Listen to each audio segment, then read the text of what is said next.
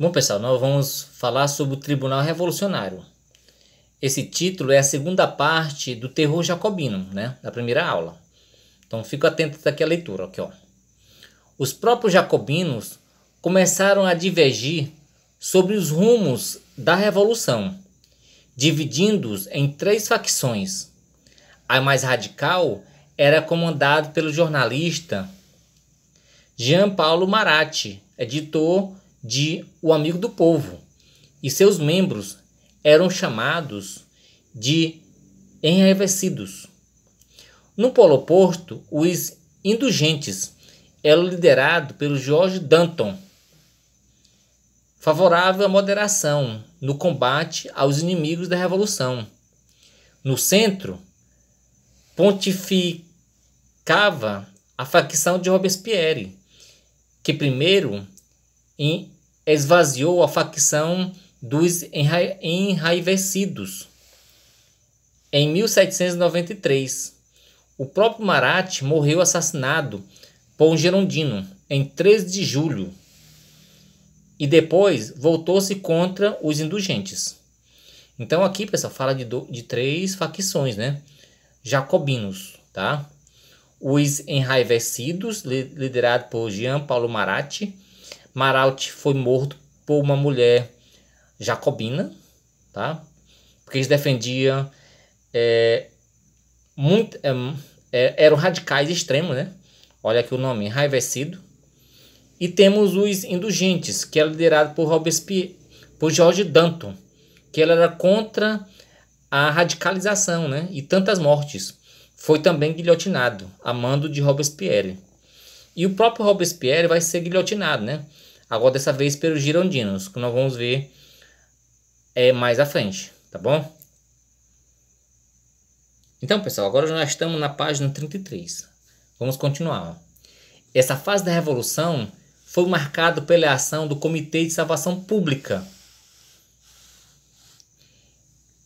com a Lei de Suspeito de 1793, do Comitê de Segurança Geral, da Comuna Insurrecional de Paris e do Tribunal Revolucionário, comandado por Robespierre,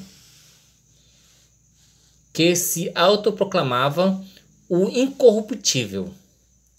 O terror, como ficou conhecido esse momento da Revolução, levou milhares de pessoas à morte. Nobres, camponeses, salteadores, especuladores, padres, bispos, qualquer pessoa considerada suspeita. Muitos girondinos foram decapitados pela famosa guilhotina. Até mesmo George Danton, jacobino de primeira ordem, acabou guilhotinado, acusado de traição por tentar deter a fúria do terror. Do ataque aos inimigos da Revolução, os jacobinos passaram por um furor autodestrutivo que lhe custaria caro. Então, pessoal, aqui, né? Aqui foi um período de execução generalizada, né? Salteadores, especuladores, padres, bispos, qualquer pessoa considerada suspeito. E isso fez com que a Revolução se dividisse e enfraquecesse, né? Olha aqui, ó. A sensação era de que a Revolução ultrapassava os limites ao ceifar vidas de todos os grupos sociais e políticos, incluindo os jacobinos. Em julho de 1794, o tal despotismo da liberdade dava visíveis sinais de esgotamento.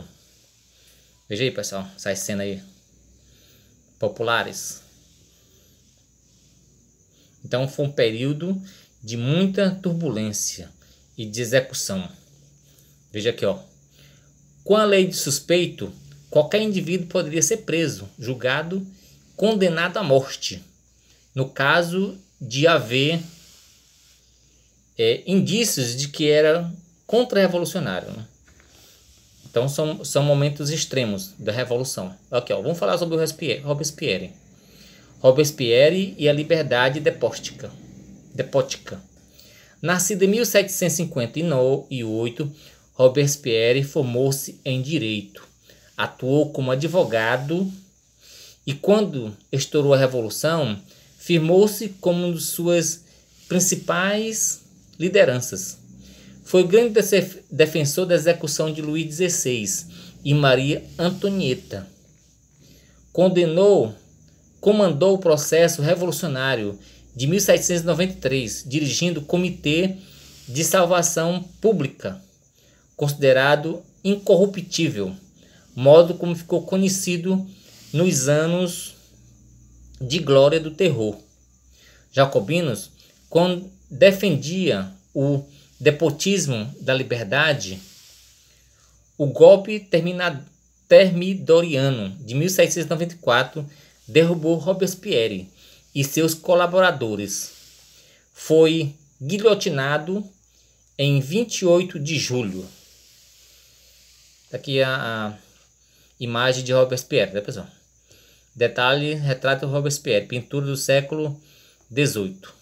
Então, é a principal liderança jacobinas, responsável por milhares de mortos. Também foi guilhotinado.